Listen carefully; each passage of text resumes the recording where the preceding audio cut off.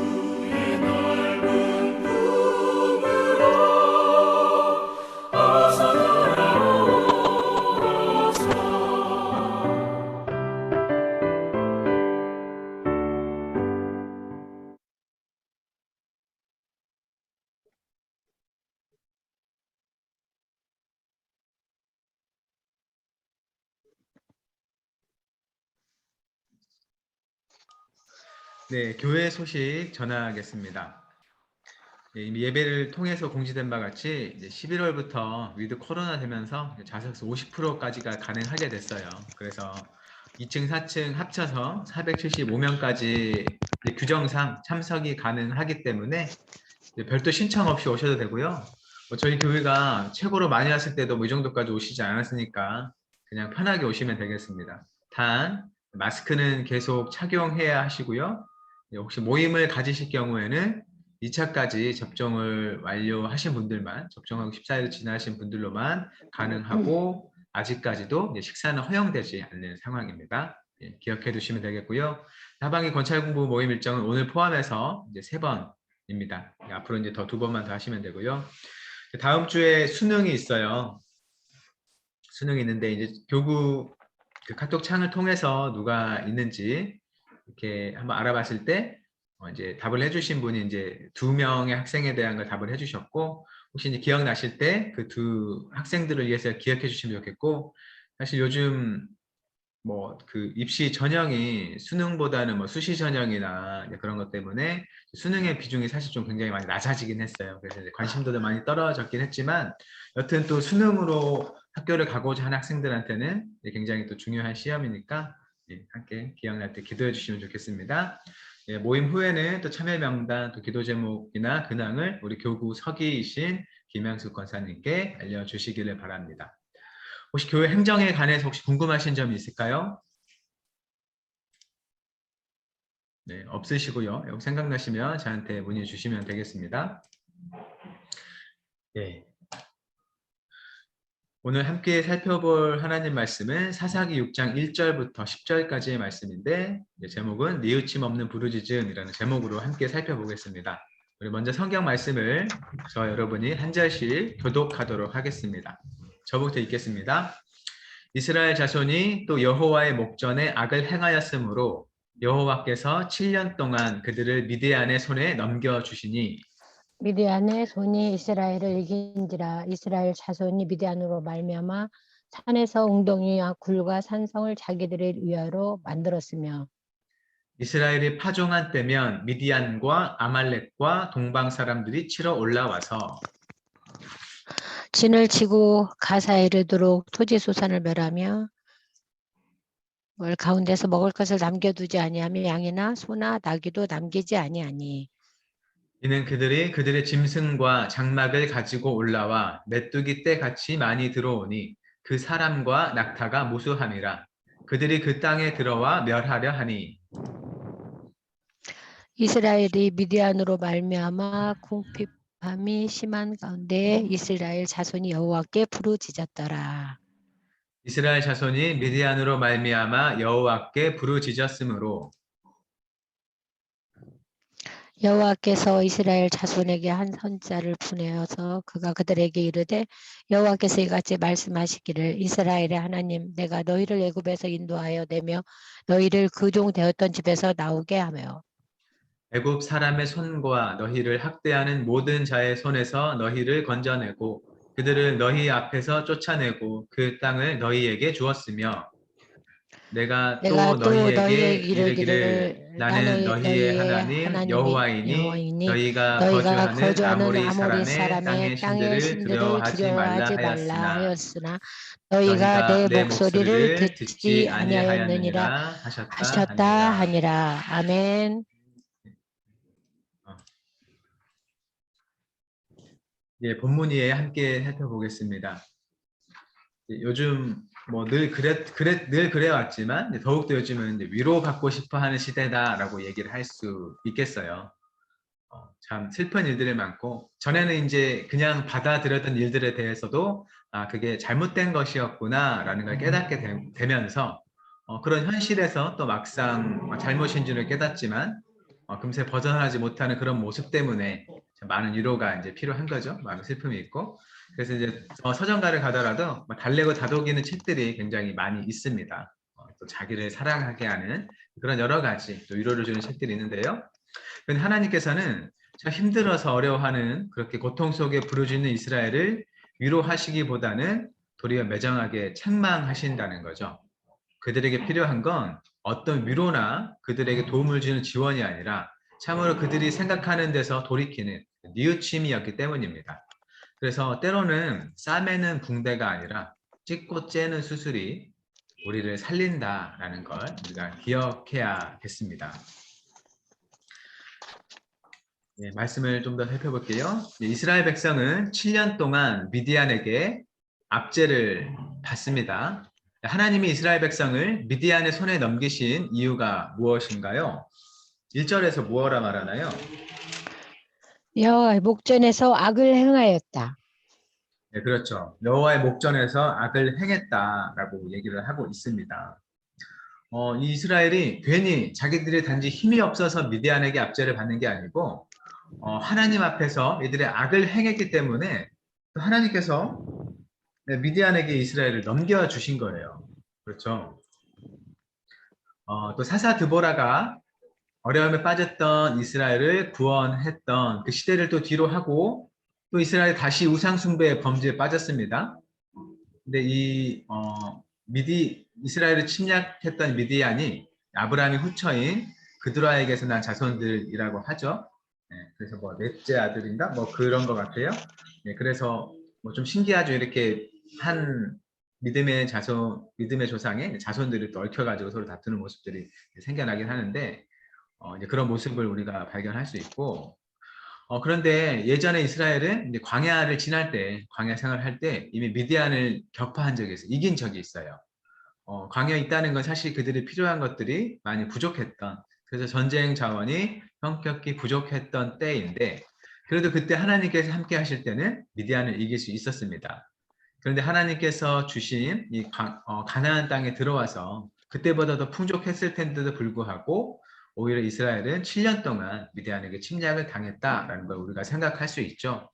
그래서 전쟁에서 이기고 지는 것은 그 사람이 가진 능력, 그거 물론 중요하겠지만 결국 가장 중요한 건 하나님께 속해 있는 전쟁이냐, 우리가 하나님 편에 서서 그 전쟁을 하고 있느냐가 굉장히 중요하겠습니다.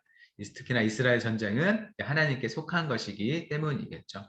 마찬가지로 우리가 이 세상을 살아갈 때 중요한 건 내가 가지고 있는 능력, 내가 만난 그 문제보다는 내가 하나님께 함께 하느냐, 그렇지 않느냐가 매우 중요한 것이겠습니다. 네, 2번 보겠습니다. 미디안의 압제에 이스라엘 백성은 어떻게 대처합니까? 2절을 보면 미디안에 쳐들어왔을 때 이스라엘 자손이 어떤 일을 하나요?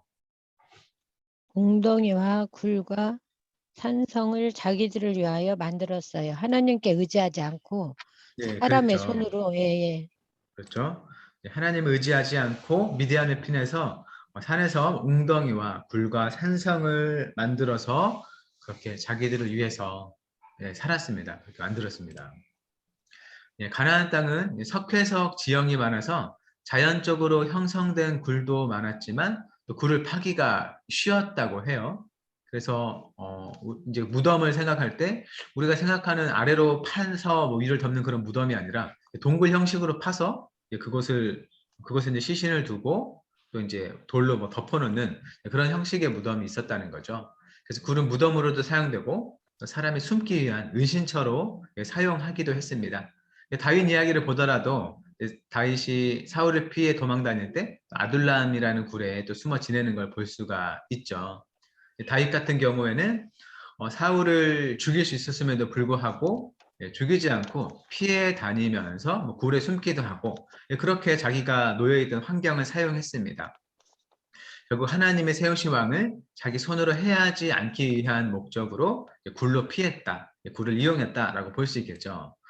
그런데 우리가 본문에서 보는 이스라엘은 그런 목적이 아니라 그들이 당한 어려움 속에서 하나님을 의지하자 하지 않고 하나님과는 관계없이 오로지 인간적인 방편으로 자신의 안전을 도모하기 위해 굴을 팠다는 것이죠.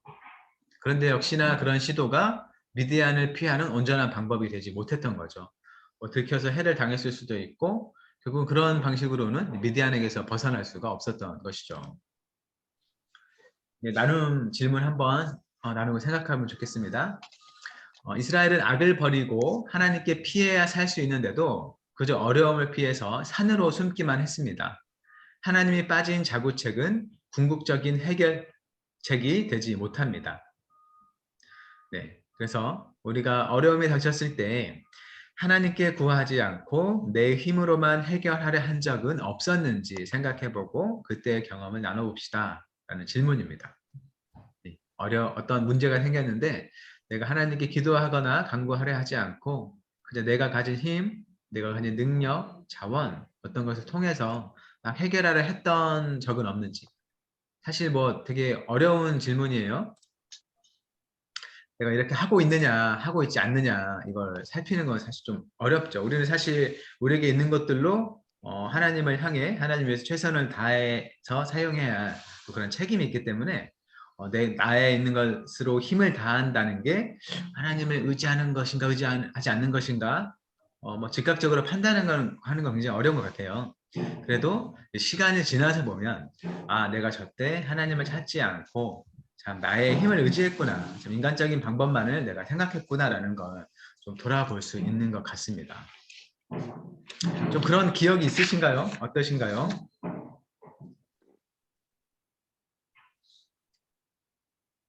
없으세요?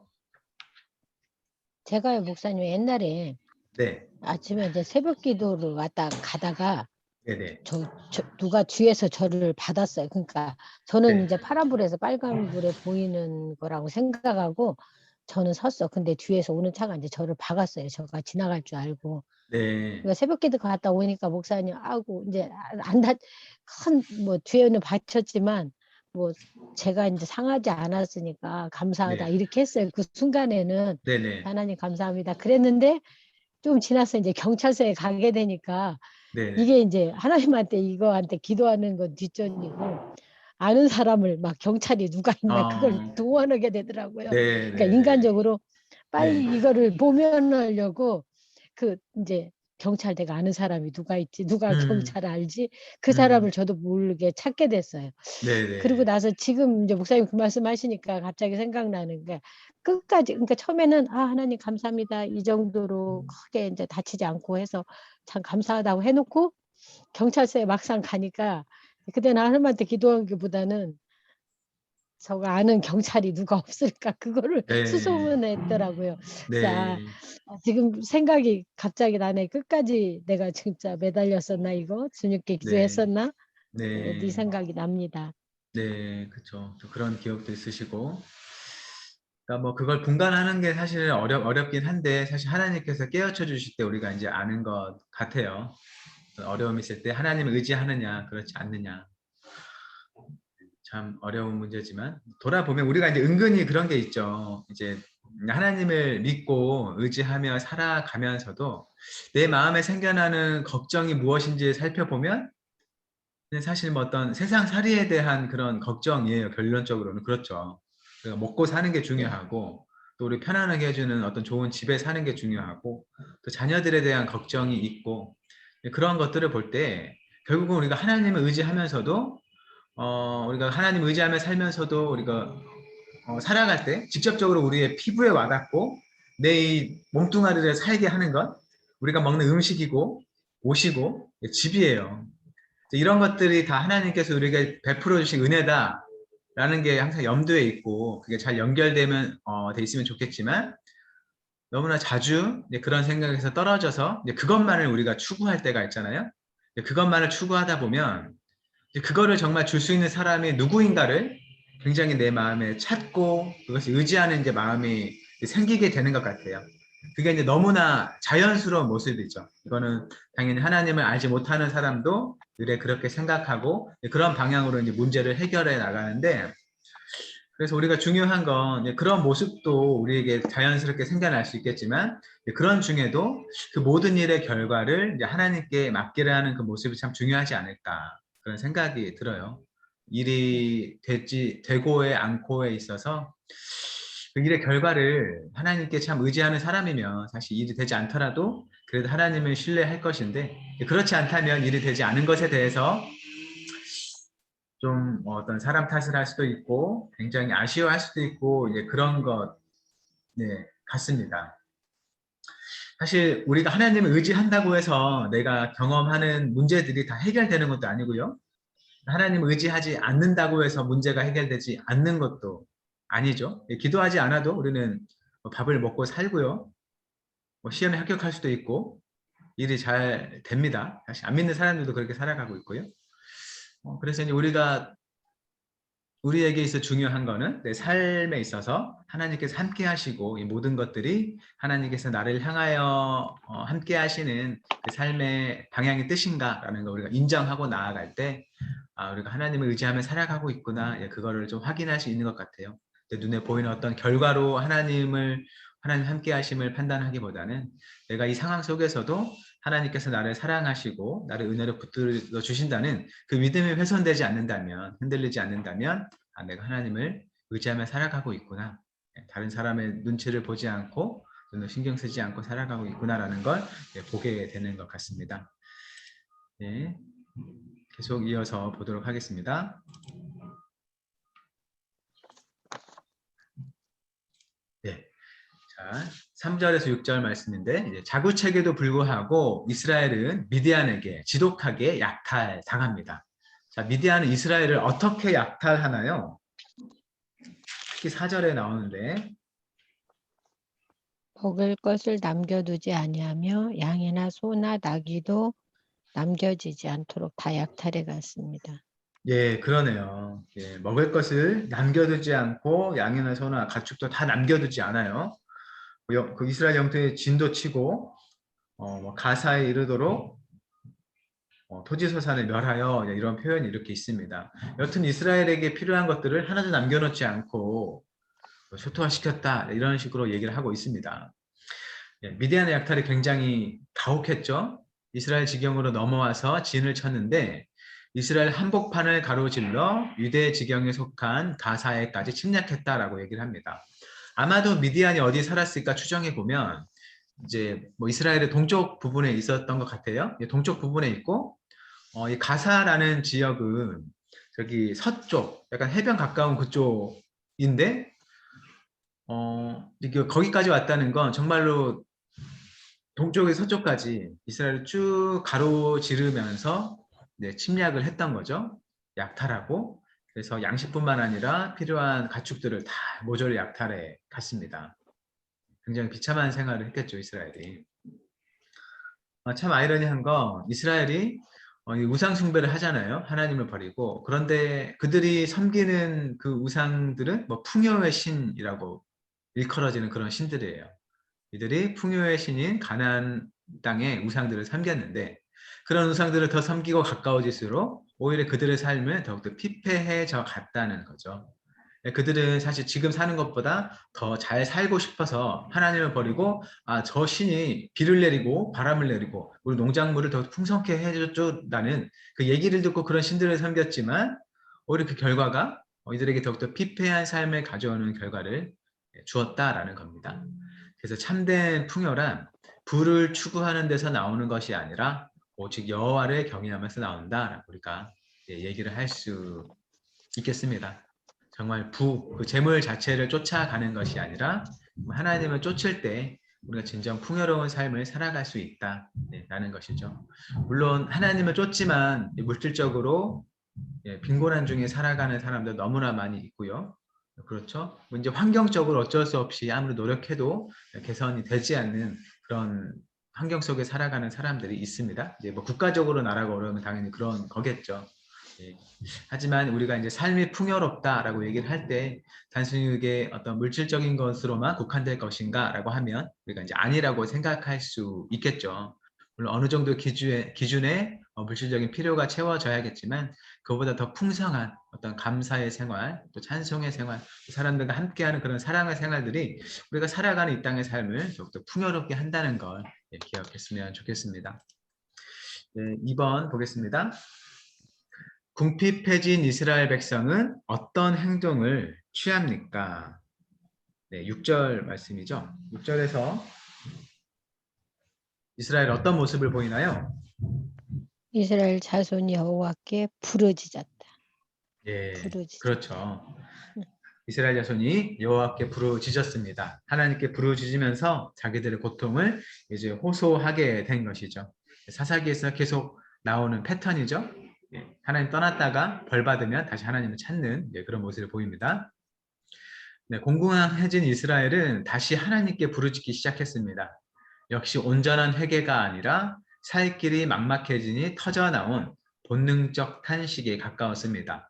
스스로 어찌할 수 없는 어렵고 힘든 상황에 부딪히면 누구나 이렇게 하늘을 쳐다보는 거죠. 탄식이 저절로 나오는 겁니다. 그런데 이제 이런 반응이 또 참된 신앙으로 나아가는 계기가 되기도 합니다. 그렇죠? 그래서 꼭 나쁘다고만을 할 수는 없는 일이죠. 우리가 연약한 존재인 만큼 어떤 문제를 맞닥뜨렸을 때 이런저런 신을 찾다가 이제 하나님을 찾게 되는 경우가 있는 거예요. 그래서 사람들이 힘들 때 힘든 것 자체도 하나님께 나아오시는 길이 되고 또 그럴 때 묵묵하게 힘든 것을 참는 것보다는 내가 힘들다는 걸 인정하고 자기보다 어떤 더 큰 존재를 찾아가는 건 참된 신앙으로 나아가는 계기가 될 수 있다는 거예요. 하지만 이스라엘이 보이고 있는 문제는 이것과는 조금 다르죠. 이미 이들은 하나님의 백성으로 부름 받은 사람들입니다. 하나님께서 하나님 어떤 분이신지를 이미 이스라엘에게 알려주셨어요. 그런데 이스라엘은 그 하나님을 꾸준히 의지하지 못하고 계속해서 떠나서 우상을 섬기는 일을 반복하고 있다는 것이죠. 그래서 이들의 모습이 그냥 매번 상황을 모면하는 데만 급급하고 정말로 하나님께 온전하게 회개로 돌이키는 모습은 보이지 않는다라는 겁니다. 굉장히 큰 문제이죠. 자, 나눈 말씀 질문 보겠습니다. 이스라엘은 죄를 뉘우치지도 않고 잘못된 삶의 방식을 고치지도 않은 채 고통만 없애달라고 울부짖었습니다. 하나님을 사랑하는 마음도 없고 하나님을 섬기는 삶도 없이 그저 내 삶을 평탄하게 해달라고 하나님께 기도한 적은 없으니까. 되게 좀 무거운 또 찔리는 질문일 것 같아요. 자, 한번 얘기를 한번 해보죠. 예. 우리가 어떤 어려움에 닥칠 때 하나님께 기도를 할 거예요. 근데 우리가 사실 내가 지금 당하고 있는 문제가 내가 잘못해서 내가 겪고 있는 건지 아닌지 뭐 불분명할 수도 있어요. 물론 내가 누군가의 물건을 많이 훔쳐가지고 감옥에 들어갔다면 내가 도둑질을 해서 들어왔구나라는 게 분명할 거예요. 내 잘못이다라고 인정하겠지만 이제 그렇게 명백하게 보이지 않는 어떤 일들의 결과로 우리에게 어떤 하나님의 뭐 징벌이 주어질 수도 있겠죠. 우리가 그걸 뭐 명확하게 인과관계를 볼 수는 없어요. 그런데 우리는 하나님께 우리 문제를 가지고 나아갈 때 나의 모습은 좀 돌아보는 것 없이 그저 하나님께 내가 가진 문제만을 잘 해결해 주세요 라고 간구하는 모습은 없는지 한번 생각해 보는 거죠. 그렇죠? 내가 당하는 이 고통이 내가 가진 이 잘못하고 있는 걸 내가 뉘우치고 돌이켜야 생겨나지 않는 그런 아픔, 어려움인데 그걸 해결하지 않고 단순히 하나님께만 그냥 도와달라고만 얘기를 하는 거죠. 예를 들면 어떤 불구덩이에 내 손을 집어넣고 있는 채로 막 손이 타서 막 뜨거워서 너무 아픈데도 하나님께 하나님 저 좀 도와주세요 라고 얘기를 하는 거죠. 내가 이제 팔을 이 불에서 내 손을 빼야 이 아픔이 그치는데 이제 그런 모습으로도 이제 좀 생각해 볼 수 있겠습니다. 내가 당하는 고통이 내가 지금 하고 있는 것 때문에 생겨난 건데 그걸 그치지는 않고 하나님께서 이것도 그대로 남겨두시고 그냥 내가 그냥 아프지만 않게 해주세요 라고 이제 생각할 수도 있는 것이죠.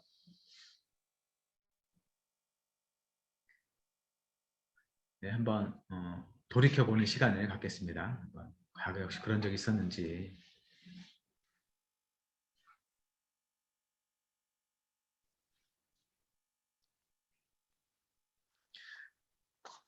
그렇죠. 그러니까 그래서 네, 진정한 회개가 없이 네네, 그냥 막연히 하는 행동이죠, 목사님. 그죠? 네네, 우리도 그렇죠. 네네, 이스라엘 백성과 똑같이 네네, 회개하지 그렇죠. 예, 않으면서 예. 그렇습니다. 네, 맞아요. 그래서 우리가 뭐 여기서 뭐 개인적으로 내가 이랬다 저랬다 얘기하기가 참 어렵고 또 어떤 그런 사례를 생각하는 것도 쉽지는 않을 수 있을 것 같아요. 근데 사실 우리 뭐 다른 나라 교회는 모르겠어요. 안 가봐서. 근데 이제 한국 교회만 보더라도 뭐 우리 교회를 말하는 게 아니라 그냥 전체적인 이제 교회, 이제 개신교의 모습을 보면 참 외부에서의 기독교를 보면 저들이 좀 하나님의 사랑을 말하고 또 은혜를 말하고 또 하나님의 정의, 공평 뭐 이런 거를 말은 하지만 우리가 이웃을 사랑하며 살아야 한다고 말하지만 전체적인 모습으로 보면 참 그러한 모습이 잘 표현되지 않으면서 또 자기의 필요와 또 문제를 위해서는 하나님께 또 열심히 기도하는 그런 모습으로 우리를 인식하지 않을까 그런 생각을 해요. 그렇죠? 우리가 뭐 다음 주 특별 새벽 기도회인데요. 예, 그 광고를 안 했네요. 예. 그 특별 새벽 기도회도 하고 뭐 사순절 되면 뭐 또 특별히 뭐 하고 뭐 신년 되면 특별 새벽 기도회라고 막 그런 기도회를 많이 해요. 근데 참 우리가 뭐 새벽 기도회도 뭐 우리 교회 같은 경우는 주 5일로 하고 이렇게 열심히 하는데도 뭔가 참 사람들이 저들이 기도하면서 참 올바르게 살아간다 라는 그런 평가를 받지 못하는 데는 좀 우리가 하나님께 기도하는 그런 내용과 우리 삶의 변화와 그렇게 큰 연관이 없을 수 있겠다. 그런 좀 반성이 들게 되는 거죠. 예. 내가 과연 주님께 기도하는 건 무엇인가 라는 걸 생각해 봐야 되는 거죠. 내가 그냥 내 손에 뭐 100만 원이 들리기를 기도를 하는 건가 그것만 아니면 정말 내가 용서하지 못했던 사람을 내 마음에 품고 그를 사랑하려 하고 또 내 주변에 보이는 내가 도울 수 있는 사람들 도우며 살아가는지 근데 그런 여러 가지 것들을 우리가 돌이켜 볼 수 있겠습니다. 뭔가 뭐 분명하진 않아요. 분명하진 않지만 여튼 우리가 하나님 앞에 살아가는 그 모습이 단순히 우상 숭배하는 자들처럼 똑같이 그냥 내가 못하는 것 좀 해주세요 라는 식으로 하나님께 접근해서는 안 된다는 거죠. 하나님은 이제 그런 목적으로 우리를 부르신 것도 아니고요.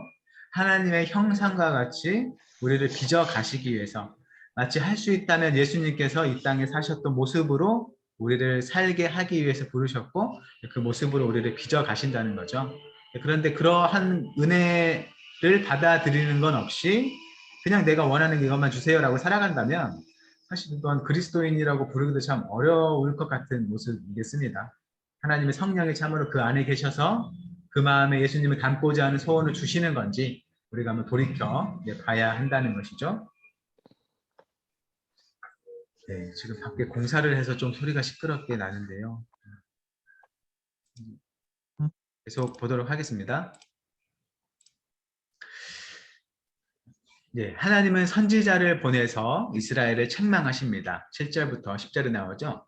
이 선지자가 이스라엘 백성에게 상기시키는 하나님의 역사는 무엇입니까? 예, 과거에 하나님께서 하셨다고 하는 그 일이 무엇인가요? 이스라엘 하나님께서 이스라엘을 애굽에서 인도하여 내셨고 종을 되었던 집에서 나오게 하셨다. 네, 그렇죠. 하나님께서 이스라엘을 애굽에서 그 종 되었던 집에서 건져 주셨다라는 겁니다. 애굽에서 건져 주셨고 가나안 백성을 쫓아 주시고 이제 그 땅을 주셨던 것이죠. 거기까지 얘기를 하고 있습니다. 그래서 우리에게 주어진 오늘을 바로 살기 위해서 과거의 하나님의 역사, 하나님께서 하셨던 일을 반추하는 것, 돌아보면서 살펴보는 일은 매우 중요합니다. 왜냐하면 과거에 옛날에 그렇게 일하시던 하나님은 오늘도 똑같이 그렇게 역사하시는 분, 일하시는 분이기 때문이죠. 네.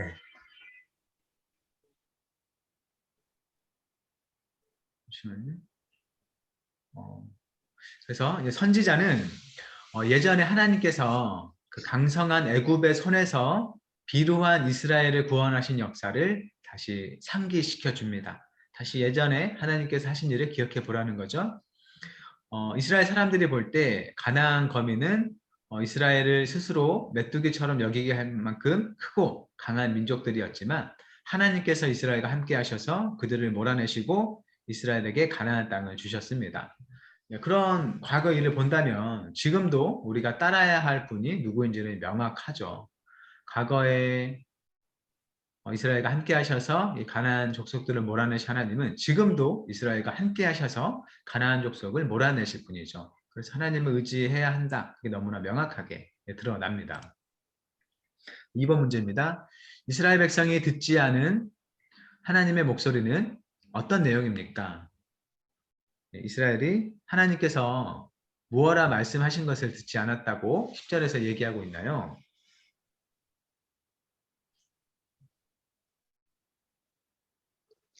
아모리 사람의 땅의 신들을 두려워하지 말라. 예, 그렇죠. 아모리 사람의 땅의 신들을 두려워하지 말라라고 하셨습니다. 하나님을 섬기라라고 하는 것이죠. 그 신들이 너희에게 어떤 재앙을 가져다 줄까 두려워하지 말고 나를 따르라라고 말씀하셨습니다. 겉으로 보면, 표면적으로 보면 이스라엘의 문제는 자신들의 땅을 침략하는 미디안이었습니다. 하지만 본질적인 문제는 겉으로 보여서 그들을 침략하는 미디안이 아니라 이스라엘 자신의 죄악이었던 것이죠. 하나님은 이스라엘을 애굽에서 건지실 때 이스라엘과 언약을 세우셨습니다. 그들은 하나님께 순종하고 언약을 지키면 세계 중에서 이스라엘을 제사장 나라로 삼으시겠다고 했죠. 그리고 백성들은 그럼 우리가 하나님께 정말 순종하겠습니다 라고 답을 하였습니다. 그런데 그 언약을 저버린 것이죠. 지금 이스라엘 백성들은 하나님과의 약속을 저버렸습니다. 결국 이 문제가 해결되지 않는 한 이스라엘의 온전한 회복은 요원할 것입니다. 그 때문에 선지자는 무엇보다 우선적으로 이스라엘 백성들의 잘못을 지적하며 회개를 촉구했습니다. 라고 합니다. 네, 지금 이스라엘이 미디안에게 침략을 받아요. 되게 고통 속에 살아가고 있죠. 이들이 피부로 경험하는 어려움은 미디안이라는 외적입니다. 그런데 실제로 그런 결과를 낳았고 또 그들이 정말로 해결해야 될 문제는 미디안보다는 미디안을 그들에게 가져왔고 또 하나님께서 떠나게 한 그들의 변절된 마음이겠죠. 하나님께서 언약을 맺어주시고 그들을 보살펴 주신다고 했는데 그들은 하나님께 돌이켰기 때문에 그 문제를 해결하지 않는 한 지금 미디안은 어떻게 그들이 이겨내서 쫓아낼 수 있겠지만 또 제2의 미디안, 제3의 미디안은 언제나 올 수 있는 그런 상황이 그들에게 있게 되는 것이죠. 그들이 하나님께 돌이키지 않으면. 그래서 선지자는 무엇보다 우선적으로 이스라엘의 잘못을 지적하고 회개하도록 촉구를 했습니다. 하나님께 돌아설 때에야 비로소 그 문제가 완전히 해결될 수 있는 것이죠. 네, 마지막 나눔 질문 함께 보겠습니다. 네, 아픔을 위로하는 것보다 죄를 책망하는 것이 더 큰 사랑일 때가 있습니다. 네, 그렇죠. 우리가 되게 사랑할 때 되게 다독여주고 위로해주고 따뜻한 말을 해주는 게 대부분이에요. 사랑하기 때문에 그런데 하지만 때로는 그렇게 위로하는 것보다 정말 그 사람이 잘못된 길을 가고 있다면 오히려 그가 그 길에서 돌이킬 수 있도록 그 죄에 대해서 책망하는 게 그 사람을 위해서 더 큰 사랑일 수 있다는 거죠. 물론 이렇게 하면 서로가 불편해질 수 있기 때문에 그런 말을 쉽사리는 하지는 못합니다. 굉장히 죄를 책망하는 건 또 우리가 참 지혜를 가지고 잘 접근해야 하는 부분이 있는 것이죠. 하지만 그렇게 하더라도 어떤 사람은 이것을 모르고 거부감을 보이며 책망을 피하려고만 할 때가 있습니다. 그래서 그것은 결론적으로 사랑을 거부하는 것과 마찬가지가 되는 것이죠. 부모가 이제 자식을 기를 때도 그렇죠. 부모가 자식에게 뭐 이렇게 해라 저렇게 해라 그렇게 그건 잘못이다 뭐 얘기를 해주는 게 자식이 미워서 하는 경우는 많지 않을 거예요. 물론 그럴 때도 있겠지만 많지 않을 거예요. 정말 사랑하기 때문에 그 길에서 돌이키도록 그렇게 잘못을 지정하고 책망할 텐데 이제 자식들은 아무래도 이제 어리고 성숙하지 못하다 보니까 그런 책망을 피하려고 하고 자기가 하고 싶은 대로 하죠. 결론적으로 그것은 부모가 주는 사랑을 거부하는 것과 사실 마찬가지가 되는 거죠. 부모가 정말 좋은 마음으로 사랑하는 마음으로 주시려는데 그것을 거부하는 결과. 그래서 그가 놓여 있는 어떤 어려움이나 잘못해서 나오지 못하고 그곳에 머무르는 상황이 됩니다. 우리가 말씀해 주시는 책망을 겸허히 받아들이려면 어떤 마음이 필요할까요? 한번 얘기를 나눠볼까요? 우리가 이제 뭐 오늘 말씀도 그렇고 오늘 함께 나눈 성경도 그렇잖아요. 우리가 어떤 문제가 있더라도 그 문제를 해결하는 것도 중요하지만 그것보다 이 문제 가운데서도 우리가 하나님 앞에 어떤 모습으로 있는지 하나님과 어떤 관계를 맺고 있는지 그걸 살펴보는 게 중요하다라고 얘기를 합니다. 결국은 그것을 미루어 볼 때 우리가 생각나는 어떤 책망할 수 있는 지점이 생길 수 있을 것 같아요. 그런 책망에 대해서 내가 잘 받아들이려면 어떻게 받아들일 수 있을까? 예를 들면 뭐 지금 뭐 여기 계신 분들이 뭐 얘기는 못하지만 어떤 당하고 있는 어떤 어려움이 있을 수 있잖아요. 우리가 그게 뭐 어떤 뭐 내가 지은 죄의 결과인지 아닌지는 사실 뭐 알 수 없어요. 그건 굉장히 이제 좀 어려운 부분이고 함부로 얘기할 수 없겠지만 하지만 그게 너의 죄 때문에 그런 거야 라고 만약에 책망을 받는다면 그런 책망을 정말 받아들이려면 우리가 어떤 마음을 가져야 내가 그걸 받을 수 있을까 하는 걸 생각하는 거죠. 사실 성경을 보면 참 하나님의 은혜로운 말씀도 좀 많이 있지만 특히나 뭐 구약 성경을 보면 참 이스라엘의 잘못한 역사를 계속 보여주잖아요. 그게 사실 너희가 이렇게 잘못했다라는 책망의 말씀이에요. 우리가 그 말씀을 받는다는 건 나에게 이런 잘못이 있는 건가? 나를 꾸짖으시는 건가? 라는 걸 돌이키게 하는 거죠. 그러니까 이게 그냥 성경을 볼 때 이건 이스라엘의 문제군요. 이스라엘이 과거에 이렇게 지냈네요. 라고 보라는 게 아니고 우리가 이걸 믿음으로 받아들이는 건 이제 나에 대한 하나님의 말씀으로 듣는 거기 때문에 그 말씀을 나의 이야기로 받아들이려면 나에게 어떤 마음가짐이 있어야 될까라는 걸 생각해 보는 거죠.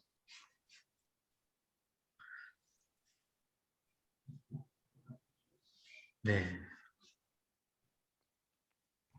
교만하면 안 되겠고, 목사님. 네, 또 그렇죠. 일단 겸손한 교만하면 안 마음이고, 되겠죠. 예, 네, 교만하지 예. 않고 겸손해야 하고.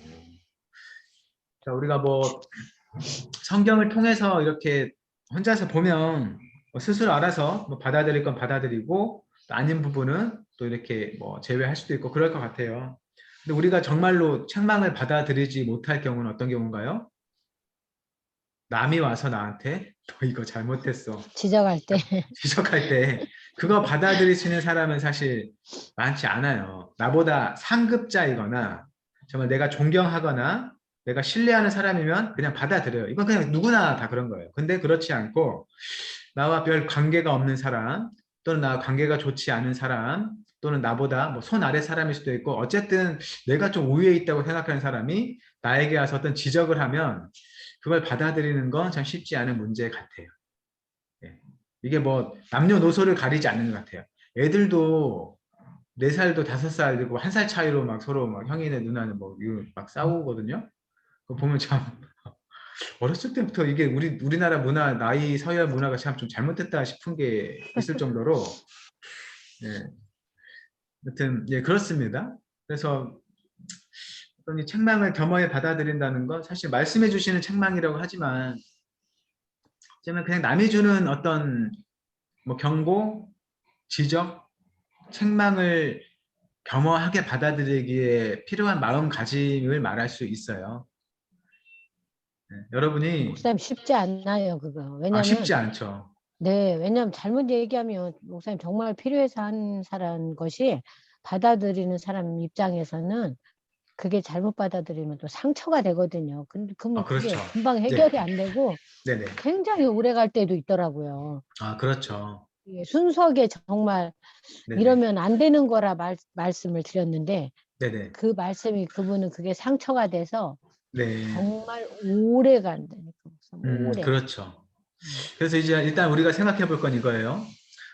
이제 내가 누군가에게 책망을 하는 게 아니라 내가 누군가에게 책망이나 지적을 받을 때 내가 그걸 잘 받아들이려면 어떤 마음을 가져야 될까라는 걸 이제 먼저 생각해 보는 게 필요할 것 같아요. 네. 다른 사람을 향해서는 내가 일단은 책망하는 말을 일단 삼가는 게 중요할 것 같고 일단 맞아요. 우선 내가 다른 사람으로부터 지적을 당할 때 그걸 겸허히 수용하는 걸 잘 하려면 어떤 마음을 가져야 될까? 왜냐면요.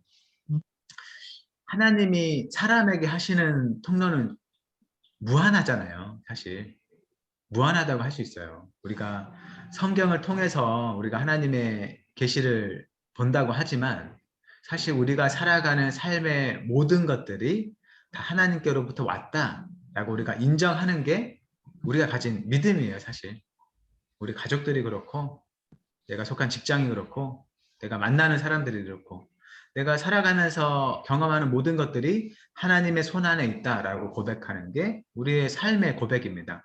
그렇다면 그런 네. 삶의 환경 속에서 내가 누군가에게로부터 책망을 들어요. 물론 그 사람은 내가 싫어하는 사람일 수도 있고 내가 미워하고 내가 관계가 안 좋은 사람일 수도 있어요.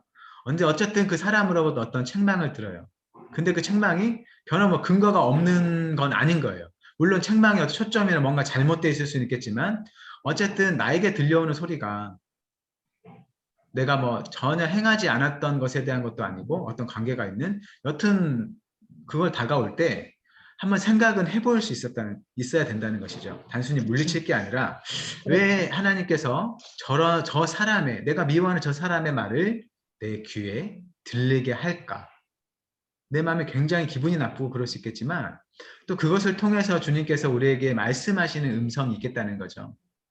꼭 하나님께서 뭐 저 사람을 사용하신다 그런 의미보다는 그것조차도 하나님께서 우리에게 주시는 어떤 메시지의 한 부분으로 우리에게 작용을 한다는 거예요. 그래서 물론 우리 마음에 기분이 나쁘고 참 거부감이 들고 싸우고자 하는 마음이 들 수 있겠지만 그렇지 않고 이것조차 하나님께서 나에게 들려주시는 음성이구나라는 걸 생각해 볼 수 있다는 거죠. 예를 들면 다윗이 아들 압살롬을 피해서 막 도망가고 있는데 어떤 시므이라는 사람이 와가지고 막 저주를 해요, 다윗을. 그래서 다윗의 부하가 저놈 때려 죽일까요? 뭐 이런 막 그런 말을 해요. 하지만 다윗은 그냥 두라. 하나님께서 저 사람에게 나를 저주하게 하셨다. 이런 말을 했던 것 같아요. 물론 하나님께서 뭐 그 사람 시켜서 다윗을 저주하라고 하셨겠어요. 그렇지 않죠. 근데 다윗은 자기의 삶이 하나님 앞에 있다는 걸 고백하면서 저 사람이 하는 일도 하나님께서 알아서 해주실 것이다 라고 하면서 그 소리를 그냥 듣습니다. 그 모습이 이제 우리가 믿음으로 살아가는 삶의 모습이라는 거죠. 내가 살아가는 삶에 생겨난 어떤 일들에 대해서 이것은 나한테 참 좋네. 이건 하나님 주신다. 이게 선물이구나 라고 받아들이고 어떤 건 나에게 좀 괴롭고 싫으니까 이건 하나님 주신 거 아니야 라고 하면서 무시하고 그냥 배척하려는 거 이거는 하나님 앞에 고백하는 이제 삶이 이제 아닌 거예요. 그냥 내가 좋아하는 어떤 우상과 같은 하나님을 섬기는 그런 삶인 거죠. 그런 환경 속에 살아가는 우리가 어떤 마음으로 우리의 삶 속에서 환경을 통해서 말씀하시는 책망하시는 하나님을 어떻게 잘 받아들일까 고민할 수 있으면 좋겠습니다. 이제 기도하고 마치도록 할 텐데 혹시 뭐 오늘 나눈 내용 중에 뭐 궁금하신 점 있을까요? 없으시죠? 없습니다. 네, 감사합니다.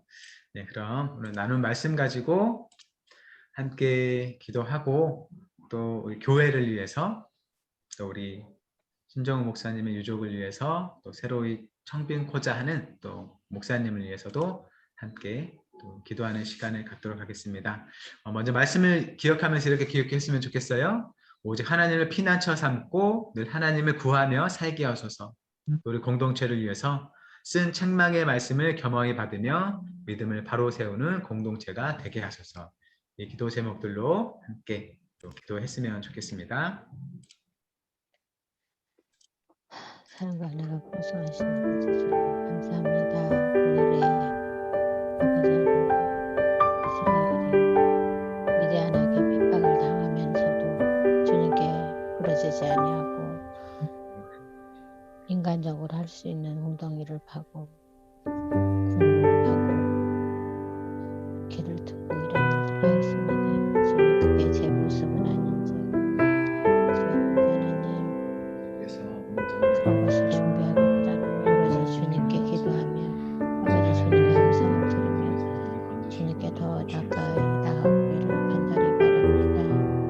혹시 아버지 하나님 책망을 받았을 때 아버지 주님과 겸하지 않고 혼자 아버지 하나님 이랬던 모습들 없는지 주님 보라고 얘기합니다. 주님께서는 십자가에 못 박혀 돌아가시고 피 한 방울까지도 저를 위해서 다 흘리셨구나. 저는 아버지 하나님 주님의 그런 사랑을 깨달으면서도 나한테 조금도 이익이 되지 않으면 혹시 아버지 하나님 분노하고 회개하지 못했던 점이 있는 건 아니죠. 그 오늘 주신 귀한 말씀을 붙들고 하루를 살아가는 귀한 시간이 될 수 있도록 지금 도우시고 인도해 주시며 아버지 공동체에 대한 말씀과 우리가 있어도 아멘으로 화답하며 아버지 나를 돌아보는 귀한 시간이 될 수 있도록 도우시고 인도해 주시옵소서. 사랑의 하나님 주님의 귀한 사랑과 아버지 하나님 평강 있는 저희 하나님께를 사랑해 주시면 감사합니다. 저희 하나님께가 새로운 담임 목사님을 청빈하는 아버지 하나님 이런 귀한 아버지 가정을 두었습니다. 주님 소묘 대모임 전부 함께해 주시고 정말 저희 하나님께 꼭 필요하신 귀한 주의 종이 올 수 있도록 아버지 함께 인도하여 주셔서 정말 좋은 목사님 주님의 허락하신 귀한 분을 청빙할 수 있도록 도우시고 인도하여 주시옵소서. 사랑하는 신정구 목사님을 하늘나라로 보내시고 사모님 영영란 사모님 신동엽 아들 신은의 딸 얼마나 황망한 시간들을 보내고 있을지요. 주님 그들을 위로하여 주시고 암탉이 남새를 품어 새끼를 구하듯이 그 가족들을 보호하여 주시고 은혜 가운데서 아버지 하나님 이제 삶을 준비할 수 있는 시간들도 허락하여 주시옵소서. 저희 교회가 아버지 하나님 그들을 사랑으로 돕고 아버지